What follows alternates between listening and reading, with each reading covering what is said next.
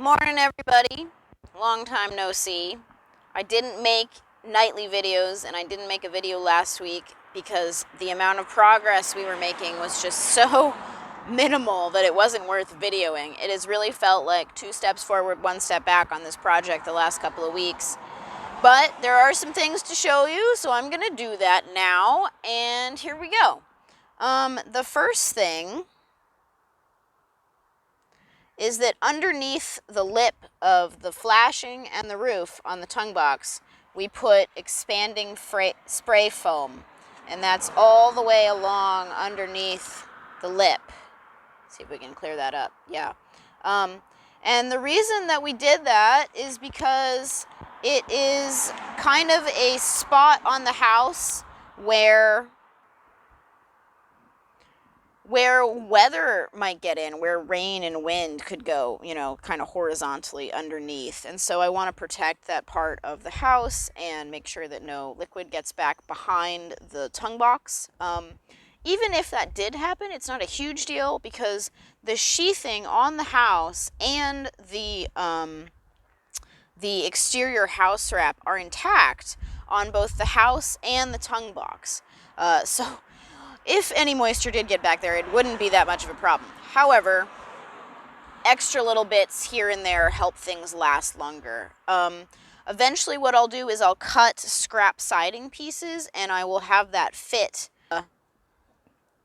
underneath here. I'll just put some adhesive on the back of them, and so it'll fit along, and then you won't be able to see this ugly yellow gunk stuff. And it'll look really nice and tidy, I am hoping.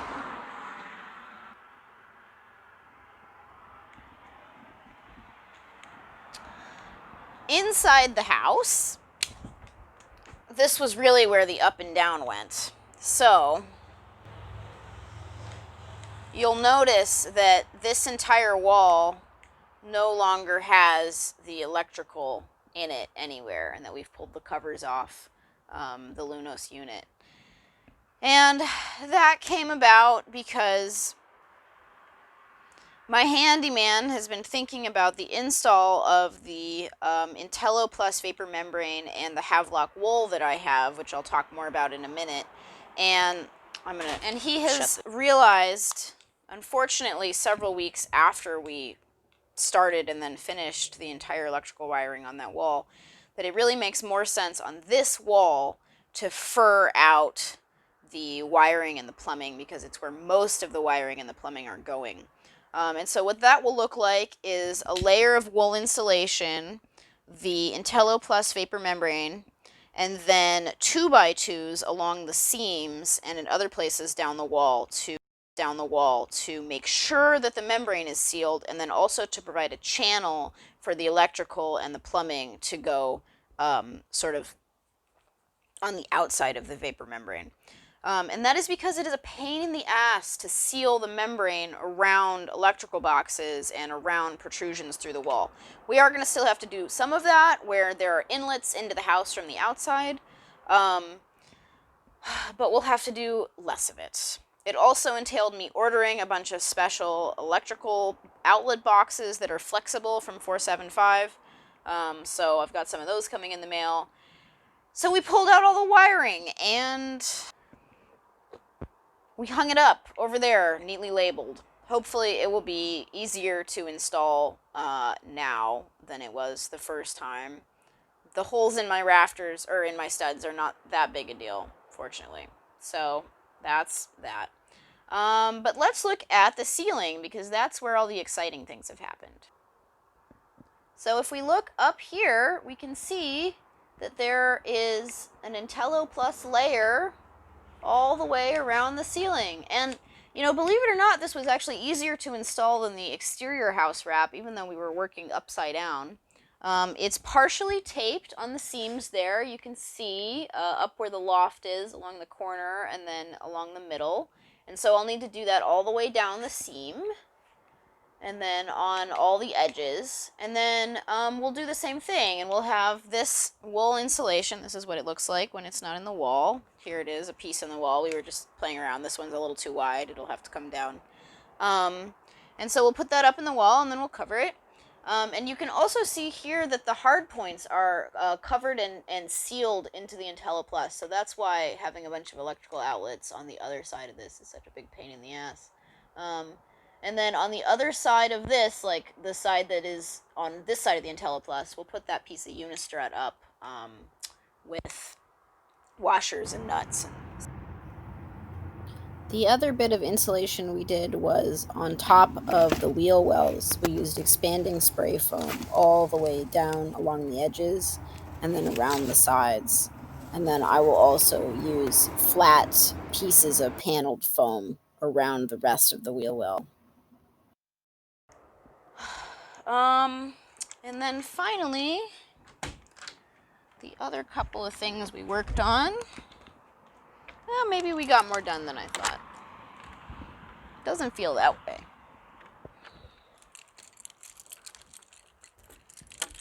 We played around with this because the locking mechanism was a little bit off of where the bolt goes in, so that got moved around. Yeah, so the other thing we did was we installed these stabilizer jacks. There are 6 of these, 3 on each side of the house, and they can be raised and lowered with a power drill sort of attached to that twisting nut. And they go all the way up and they sort of tuck in right up here underneath the house, and then they can move like that for travel. They're bolted in underneath, and we had to put these pieces of wood here to ensure a level surface. The other side is bolted directly against the trailer frame, but then there's this lip. So that's the case all the way around the whole trailer, and that will just make it much easier to level the trailer when I get to somewhere I want to level it. The method that Ben and I were using before with cribbing under each corner required just like kind of endless amounts of adjustment with trying to use giant 4x4s cut in pieces to do the leveling, and so this will be a lot easier and a lot, finer level of detail. It'll probably still take about an hour to level the trailer anywhere I go, and I'll need concrete blocks underneath if I'm not on a flat surface. But yeah, overall an improvement. So let's look over here.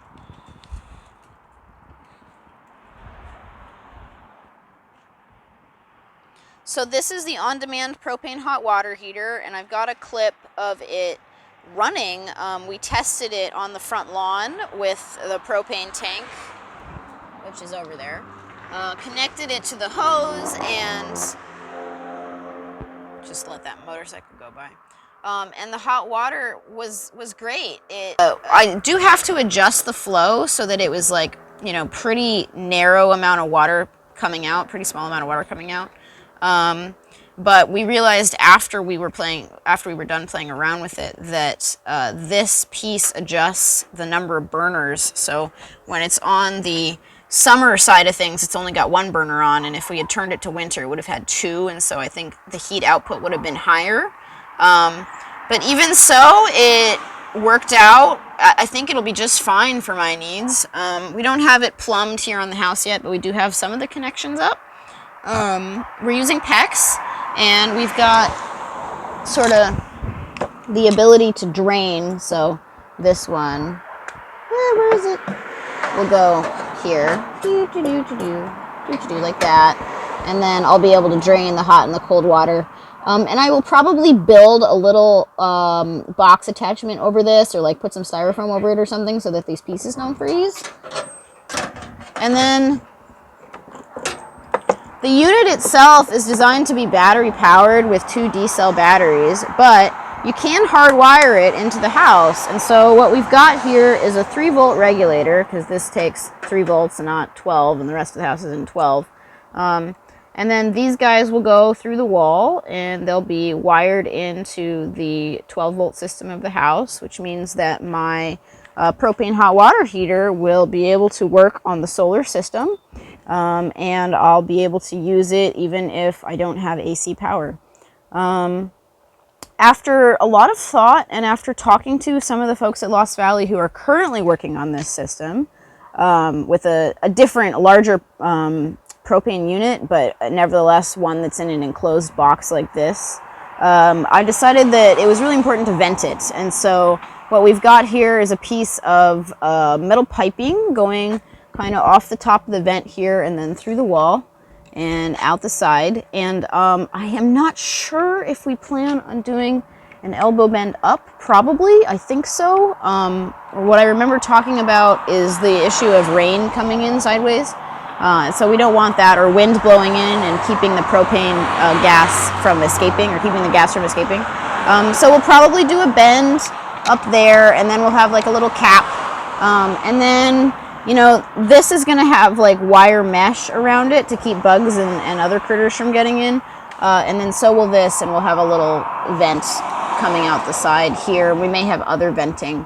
I'm also thinking about the possibility of wiring in some kind of light that just goes on in the winter to keep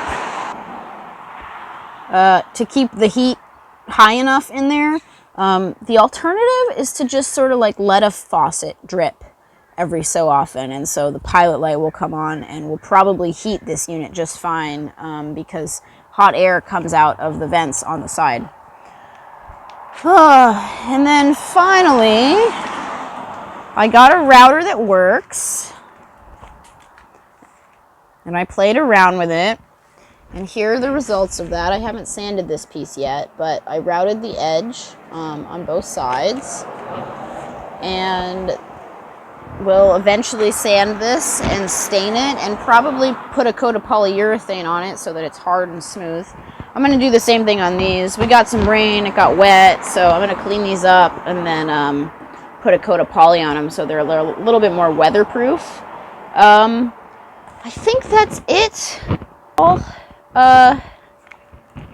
Still pretty intense and crazy to be working here. I am not thrilled with the political situation. I'm not sure how I feel about going to protests right now. I haven't been in a while. Things got very intense, and then they have gotten less intense, and now it seems like they're ramping back up again. From a historical perspective, you know, Portland has had unrest like this in the past fairly regularly, and so I'm not sure that it's reasonable to say that, like, this is the end times, and if we don't show ourselves now, then you know, all is lost. I might reserve my energy for driving to Washington, D.C. and camping outside the White House gates in November if necessary. I don't think it will be necessary. Anything else exciting? Don't think so. Y'all stay safe. Work on whatever you want to work on, but have something.